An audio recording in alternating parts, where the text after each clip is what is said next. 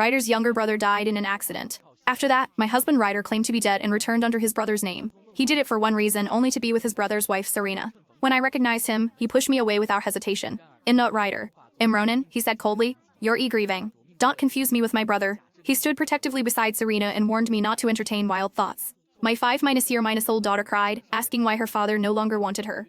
As punishment for talking nonsense, she was locked in the old barn to reflect. No one brought her food. Soon after, my daughter and I were driven out of the house. With nowhere to go, we didn't survive that winter. When I opened my eyes again, I was back on the day Ryder first took his brother's identity. This time, I didn't confront him. Instead, I went straight to his commanding officer. "My husband has died," I said calmly. "Please revoke his military status." At the same time, Ryder stood before everyone, eyes red.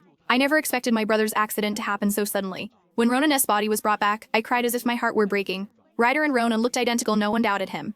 After a while, I wiped tears and said, "The body shouldn't be kept long. Let's proceed with the cremation and prepare the funeral." Ryder agreed at once, far too quickly. As he moved the body, I noticed the familiar scar between the thumb and forefinger. In my last life, that scar had exposed him. This time, I pretended not to see it. Ronan had died during disaster relief. Ryder, desperate to be with Serena, abandoned everything: his rank, his identity, even his child. Only I had known the truth.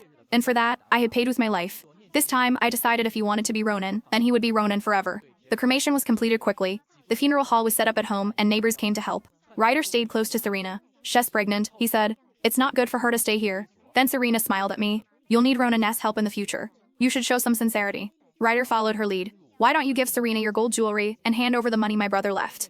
Those were the last things my mother had left me. I lowered my head and cried. "There's no money. Ryder used it all." Ryder grew agitated. "Impossible. He said he had over $500. I looked at him steadily. If he said that, it was to save face. "Ronan, if you keep pressing me, are you trying to leave my child and me with nothing?" The neighbors began to urge him to help his sister minus law.